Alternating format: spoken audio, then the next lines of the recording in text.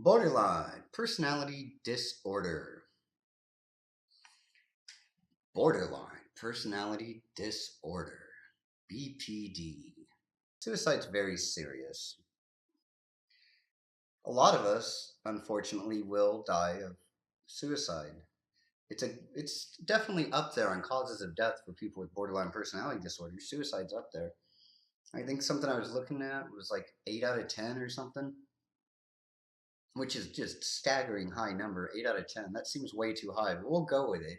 If anybody wants to do the research and actually find out the real number, because 8 out of 10 sounds very high, but we're going to go with it.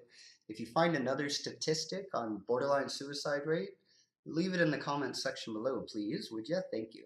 I myself have had run-ins with the whole suicidal thing. I've been in the hospital 3 or 4 times for suicidal thoughts.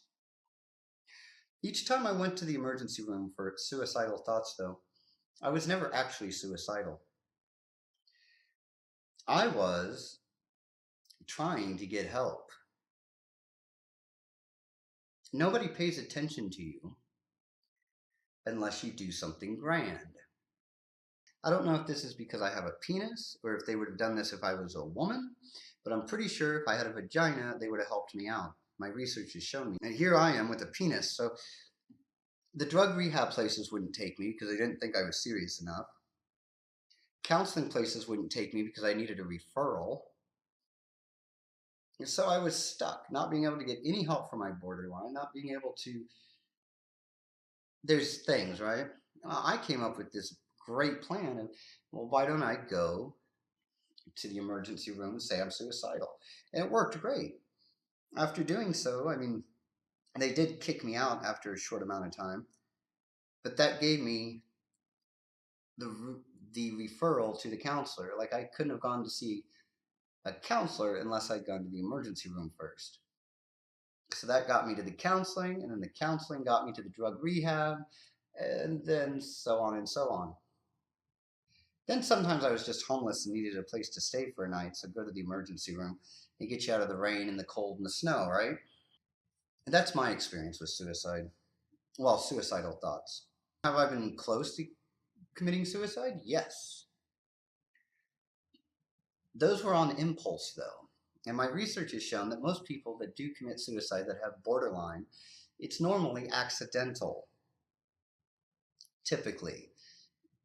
It's usually suicidal threat or that goes too far, or reckless, drug overdoses, reckless driving, that type of stuff. Even cutting of wrists and stuff like that, a lot of times they believe that it's more of a gesture. It's more of that, I need attention. It's a cry out for attention. And what do we crave? We crave attention. That's already been proven. We've established this. So I'm not saying anything that nobody doesn't already know. What's more attention grabbing than suicide?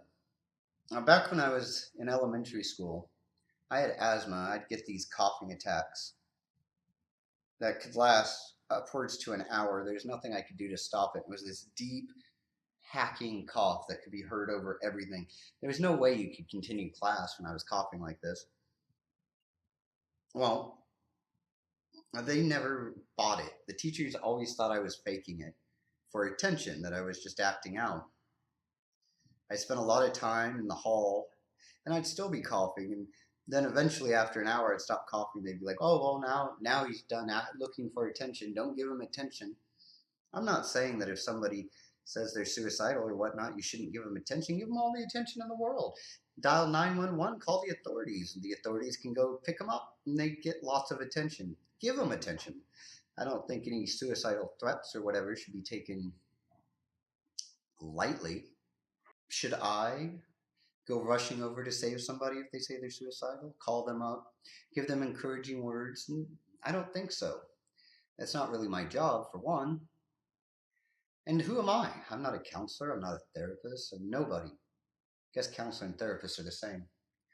I am in no position to be able to help out somebody that's having a severe mental break that wants to kill themselves. Nothing I can say, nothing I can do. The best thing I can do is get them the help that they need. to let the authorities know. Anything else just puts way too much. It's too much of an emotional drain on me. I gotta keep my sanity as well. I don't play into the whole suicidal thing. Borderlines use the suicidal thing a lot. We do feel suicidal a lot.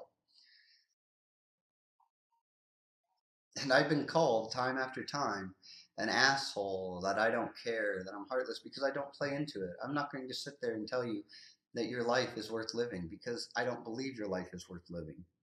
I don't believe my life is worth living. I was asked by one of my therapists one time, well, why don't you kill yourself? And I had to really think about it. Because all the arguments I give are compelling.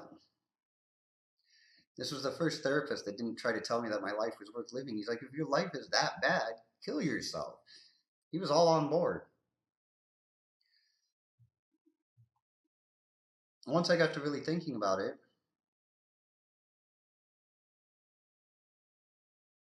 I realized that I didn't really want to die. There's no attention from death. Well, there is, but I don't get to enjoy it. I don't get to reap any of the benefits. Also, I've got this sick fascination with how I'm going to die. You know, is it going to be cancer? Is it going to be a giant space toilet in the sky that comes careening to Earth at like Mach 50 and happens to hit me, so the news headlines can be like, local man killed by space shitter? How awesome would that be? Do I get into heaven if I'm killed by a space shitter? I would think so. I don't even think I should have to go through judgment. I think that's just automatic, front of the line, bam.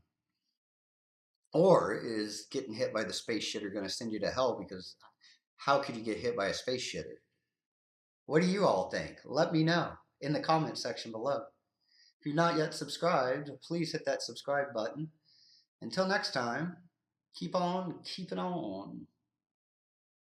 I see those tears in your eyes, and I feel so helpless inside.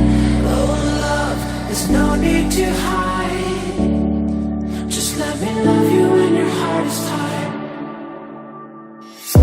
Cold hands, red eyes, packed your bags at midnight.